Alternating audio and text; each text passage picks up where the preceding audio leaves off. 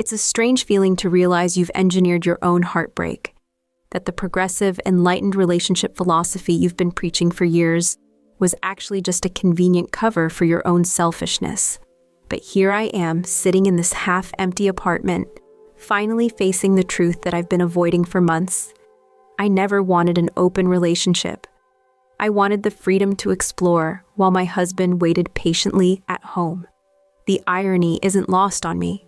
For years, I've been the one declaring that only insecure men want monogamy.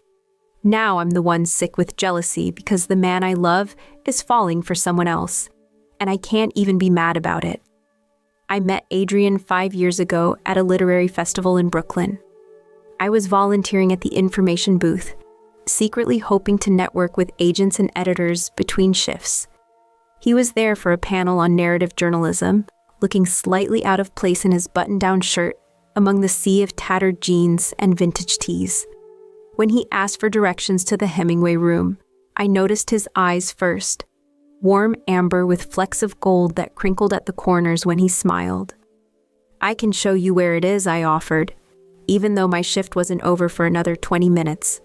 My booth partner rolled her eyes but waved me off. "I'm Lydia," I told him as we walked through the crowded hall. "Lydia Holt." "Adrian Chen," he replied, offering his hand. It was warm and solid, his handshake firm but not aggressive. "Are you a writer too?" I laughed, feeling suddenly self-conscious about my unpublished manuscript gathering digital dust on my laptop. "Trying to be. I've been working on a novel for about 3 years, but I pay the bills by teaching 8th grade English." "That's incredible," he said, with such genuine admiration that I felt my cheeks flush. "Teaching is probably the most important job there is." "What's your novel about?" By the time we reached the Hemingway room, I'd told him more about my book than I'd told anyone in months. He listened attentively, asking thoughtful questions that made me feel like my story mattered. Before we parted, he asked for my number, and I gave it to him without hesitation. Our first date was at a tiny Ethiopian restaurant in the East Village. I arrived 15 minutes late, flustered and apologizing, but he just smiled and said he'd use the time to read the first chapter of a book I had mentioned. Who does that? Adrian was unlike anyone I'd dated before. He worked as an editor for a prestigious publishing house, but never made me feel intimidated about my own writing. He was steady and grounded in a way that balanced my more chaotic creative energy. When I rambled nervously about my insecurities, he would listen patiently before offering a perspective that somehow always made me feel better. After 6 months of dating, we moved in together. My cramped studio in Bushwick wasn't an option, and his 1-bedroom in Chelsea was too expensive for me to contribute fairly, so we found a compromise. A slightly shabby 2-bedroom in Greenpoint with uneven floors and a perpetually dripping faucet that we both found charming. The 2nd bedroom became my writing space, which I took as evidence of his support for my creative ambitions. While my previous boyfriends had treated my writing as a cute hobby, Adrian bought me a proper desk, set up perfect lighting, and promised to give me the space and time I needed to finish my novel. Looking back, I realized he gave me everything I needed to be happy, and somehow it still wasn't enough. The problem started about 2 years into our relationship, right around the time Adrian proposed. We were having dinner at home when he slid a small velvet box across the table. I opened it to find a vintage emerald ring that perfectly matched my aesthetic. Understated, but unique. "I want to build a life with you, Lydia," he said, his voice steady but vulnerable. "Will you marry me?" I said yes immediately. Of course I did. I loved him deeply, and marriage seemed like the natural next step. We celebrated with champagne and made love on our lumpy couch, and I fell asleep feeling like the luckiest woman in the world. But in the weeks that followed, as we started discussing the wedding and our future together, I felt a strange uneasiness growing inside me. It wasn't that I didn't want to marry Adrian, I did. It was more that I suddenly felt the weight of what forever actually meant. One person for the rest of my life. The finality of it terrified me. Instead of talking to Adrian about these fears, I channeled them into intellectual arguments against traditional marriage. I'd always considered myself progressive, But now I dove headfirst into radical relationship theories. I read books about ethical non-monogamy, joined online forums discussing relationship anarchy, and spent hours with my more bohemian friends dissecting the prison of monogamy. At first, Adrian listened to my evolving views with interest, engaging thoughtfully with the ideas I presented. But as my rhetoric became more extreme and dismissive of traditional relationships, I noticed him becoming quieter during these conversations. Don't you think there's something kind of sad about the expectation that one person should fulfill all your needs forever? I asked him one night over dinner, about 3 months after our engagement. He set down his fork carefully. I don't think of it that way. I see commitment as a choice you make every day, not a prison sentence. But that's exactly what mainstream society conditions men to think, I insisted. That they need to possess women, lock them down. It's rooted in patriarchal insecurity. A slight frown appeared between his brows. Is that what you think I'm doing? Trying to possess you because I'm insecure? Not you specifically, I backpedaled, though part of me meant it. It's more about the institution. Don't you ever wonder what you might be missing out on? Not really, he said simply. I'm happy with what we have. I chose you because I love who you are, not because I'm afraid of being alone, or because society told me to settle down. His calm confidence should have been reassuring, but instead, it irritated me. How could he be so sure when I was so full of doubt? Rather than acknowledging my own fear, I doubled down on my newfound philosophy, determined to prove that my uneasiness wasn't about Adrian, but about the flawed concept of monogamy itself. We went ahead with the wedding, a small ceremony at the Brooklyn Botanic Garden with just 50 guests. I wore a vintage 1970s dress and wildflowers in my hair. Adrian got misty-eyed during his vows, and I felt a surge of love so powerful it momentarily silenced all my doubts. For a brief window of time, I was fully present and certain. That certainty lasted about 8 months into our marriage. The catalyst was a new colleague at school, Cole Westbrook. He joined the faculty as the new creative writing teacher, bringing with him a man bun, tattoo sleeves, and the kind of intense eye contact that made me forget mid-sentence what I was saying. He'd published 2 well-received novels and had the confident swagger of someone who didn't need external validation. We started having lunch together in my classroom, discussing literature and exchanging book recommendations. I told myself it was purely collegial, a professional friendship with someone who understood my creative ambitions. But deep down, I knew there was more to it. The way my pulse quickened when he texted me, how I started dressing more carefully on days I knew I'd see him. These weren't the signs of a simple friendship. I wasn't planning to cheat, but I was definitely feeding something that I shouldn't have been nurturing. Instead of pulling back, I started bringing up open relationships more frequently at home. Not as a direct suggestion at first, but as philosophical discussions. I was reading about this couple who've been married for 20 years in an open relationship, I told Adrian one evening. They say it's actually strengthened their bond because there's complete honesty between them. Adrian looked up from his book. Good for them. Every relationship is different. Would you ever consider something like that? I asked, trying to sound casual. His expression shifted subtly. Is this still theoretical, or are you actually asking if I want an open marriage? I hesitated, then decided to be bold. I think I might want to explore it, not because there's anything wrong with us, but because I think it could add another dimension to our lives. The silence that followed felt endless. Finally, Adrian closed his book and gave me his full attention. Lydia, if there's someone specific you're interested in, I'd rather you just tell me directly. I flushed, feeling exposed. It's not about any specific person. The lie felt thick in my mouth. It's about freedom and growing together, rather than limiting each other. I've never tried to limit you, he said quietly. I've supported your writing, your career choices, your need for independence, but this feels different. That's because you've been conditioned to see monogamy as the only valid relationship structure, I said, falling back on the rhetoric I'd absorbed. Only insecure men want monogamy, Adrian. Men who are afraid their partners will find someone better if given the chance. As soon as the words left my mouth, I knew I'd gone too far. Adrian's face went completely still, a mask that hid whatever he was feeling. "I need some time to think about this," he said, standing up. "I'm going for a walk." He was gone for 3 hours. I stayed up waiting, alternating between righteous indignation and gnawing guilt. When he finally returned, his eyes were red, but his voice was steady. "I love you," he said, "and I want you to be happy. If exploring an open relationship is something you need, then I'm willing to try. But I need you to understand that this isn't something I would choose for myself." Relief and triumph flooded through me, overshadowing the warning signals his words should have triggered. I threw my arms around him, promising that we'd establish clear boundaries, that our relationship would always come first.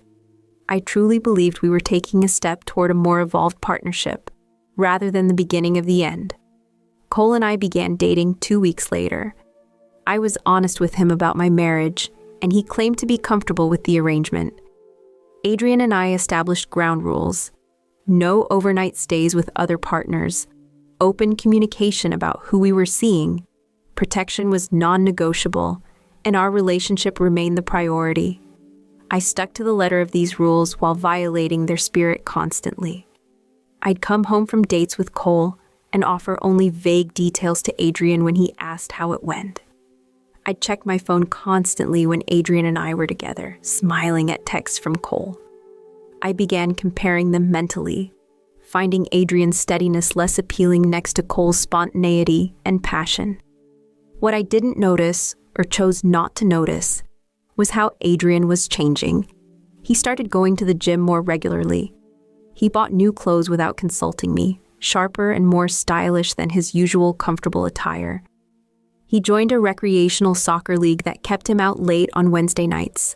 I was so wrapped up in my new relationship that I barely registered these changes, except to feel vaguely pleased that he was developing his own independent life. "You should think about dating too," I told him one morning, feeling generous in my newfound freedom. "The whole point is for both of us to grow." He looked at me over his coffee cup with an unreadable expression. "I'll keep that in mind." 4 months into our open marriage experiment, I noticed Adrian texting more frequently, smiling at his phone in a way that suddenly seemed familiar. When I asked him about it casually, he just shrugged. "Just chatting with a friend." "Anyone I know?" I pressed, trying to sound merely curious rather than intensely interested. "Probably not. Her name is Sasha. She's on my soccer team." Her. The pronoun hit me with unexpected force. "Oh," I said, trying to keep my voice neutral. "Is she any good at soccer, I mean?" Adrian's lips quirked in a half smile. "She's excellent. She played Division I in college." "Cool," I said, then changed the subject, even as my mind raced with questions I had no right to ask. Over the next few weeks, Sasha's name came up with increasing frequency. Adrian mentioned getting coffee with her after practice, or how she'd recommended a book he was enjoying. Each casual reference sent a jolt of something unpleasant through me, something that felt embarrassingly like jealousy. But I had no grounds to object. This was exactly what I had asked for, pushed for, insisted upon. I was still seeing Cole regularly, still coming home late from writing sessions. That involved very little actual writing. The rules I'd created applied to Adrian too, even though I'd never seriously considered he might use them. The moment everything shifted happened on a random Tuesday evening. Adrian was dressed more carefully than usual for a weeknight, in his good jeans and a button-down shirt I'd always found attractive on him. "Going somewhere?" I asked, looking up from my laptop. "Yes, actually. I'm having dinner with Sasha." "Oh," I felt a lurch in my stomach. "Like just the two of you?" He met my eyes directly. "Yes, just us. It's a date."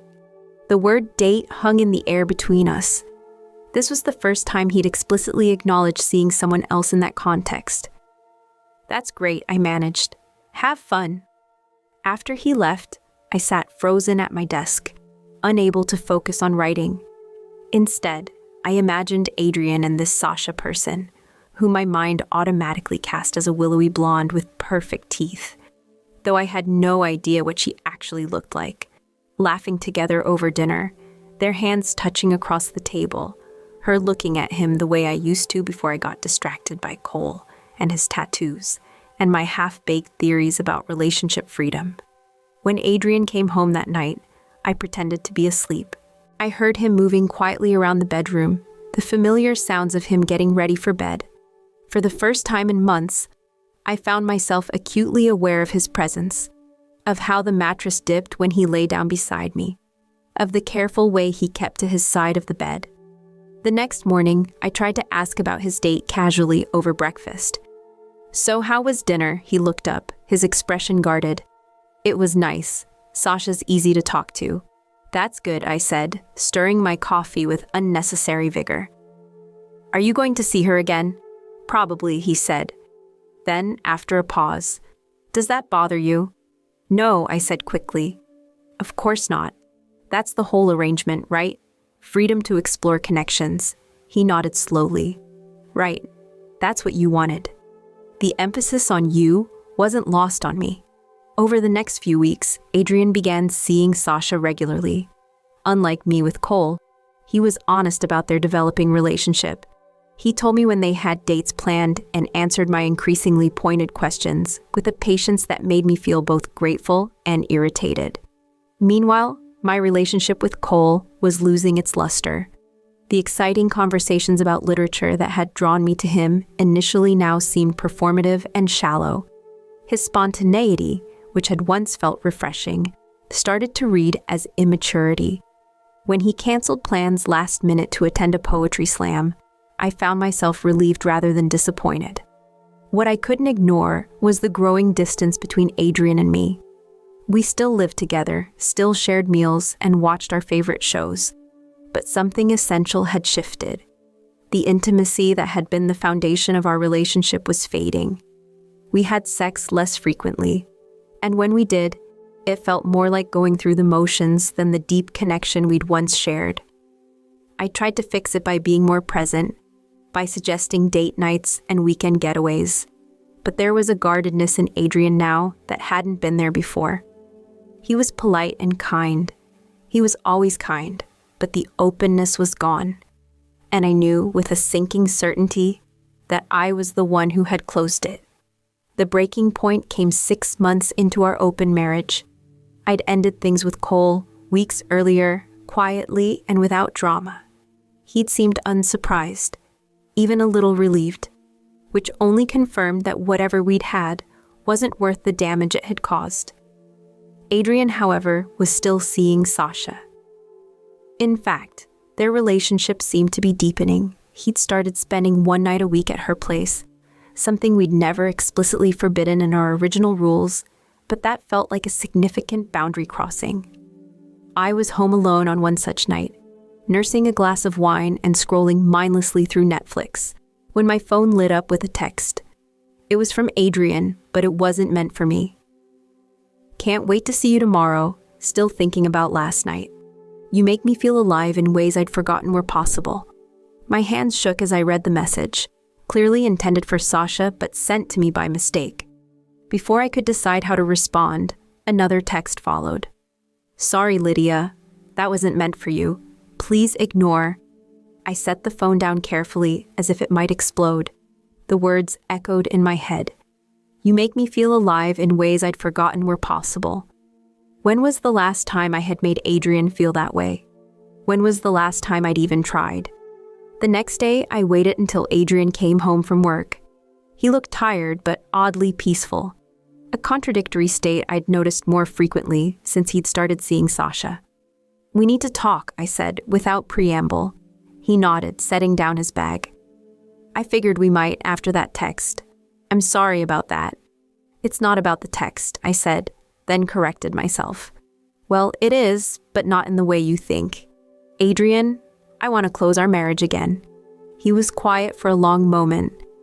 "Why?" "Because this isn't working for me anymore," I admitted. "Because I miss you. Because I made a mistake." He sat down at the kitchen table, gesturing for me to join him. Lydia, I care about you deeply. I always will.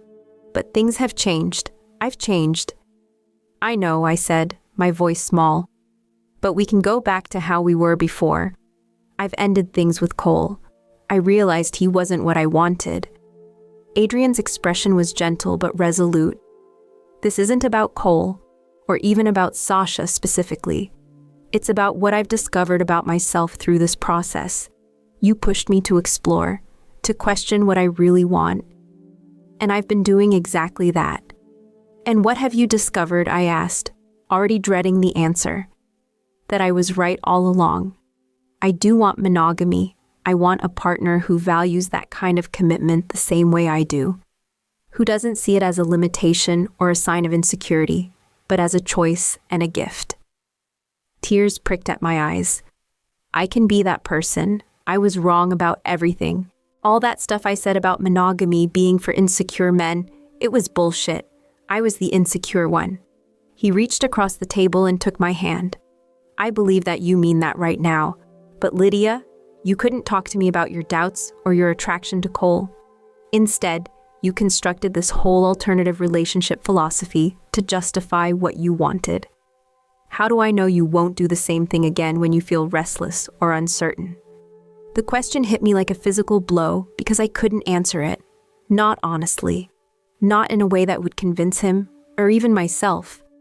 So what are you saying, I asked, though I already knew. I'm saying that I care about Sasha. Our relationship is still new, but it's built on mutual respect and shared values. I don't want to end it. You're choosing her over me, it wasn't a question. I'm choosing a relationship model that works for me, he corrected gently. One where monogamy isn't seen as a character flaw. We talked for hours that night, going in circles around the same painful truth. I had dismantled our marriage with my own hands, and no amount of regret could put it back together. By the time we finally went to bed, me in the bedroom, him on the couch, we had agreed to a trial separation. Adrian moved out the following weekend. He took only what he needed, leaving our shared space, feeling both emptier and somehow suffocating. As I watched him pack his clothes and books, I was struck by the irony of my situation. For months, I'd preached about the freedom of open relationships, about breaking free from possessiveness and jealousy. Now I was consumed by exactly those emotions, watching the man I loved walk away to be with someone else. The worst part? I couldn't even be mad about it. Not at him, not at Sasha, not at anyone but myself. Because Adrian was right, I had pushed for this arrangement. I had dismissed his desire for monogamy as insecurity, rather than recognizing it as a valid choice. I had opened a door without considering that he might actually walk through it and find something better on the other side. That was 3 months ago. Adrian and I are still legally married, but the separation has taken on a feeling of permanence. He's still seeing Sasha. From the little he's shared, their relationship is flourishing. They're talking about moving in together when our lease is up. I've been seeing a therapist, trying to understand the impulses that led me to sabotage my marriage. It turns out that my fear of commitment had little to do with progressive relationship philosophy, and everything to do with my parents' toxic marriage and painful divorce. I was terrified of ending up like my mother, bitter and trapped, so I created an escape hatch before I even needed one. The hardest lesson has been accepting that sometimes you only realize what you truly want when it's no longer available to you. I wanted Adrian's steadiness, his certainty, his unwavering commitment. I just didn't want to offer the same in return. I wanted the security of his love while I explored my options. I wanted all the benefits of monogamy with none of the limitations. In short, I was a hypocrite, and Adrian deserved better. Last week, I ran into Cole at a coffee shop. He asked how things were going with Adrian, and I found myself explaining our separation with a strange detachment, as if I were talking about someone else's life. Cole expressed sympathy, then awkwardly mentioned he was seeing someone new, a fellow teacher from another school. She's really into commitment, he said with a slight grimace. Wants to define the relationship after just a few weeks. It's intense. You should give it a chance, I told him. surprising myself with the sincerity of my advice. Some people know what they want right away. That's not a bad thing. After he left, I sat with my cooling coffee and realized something important. I'd spent so much time theorizing about relationships that I'd forgotten to actually be in one.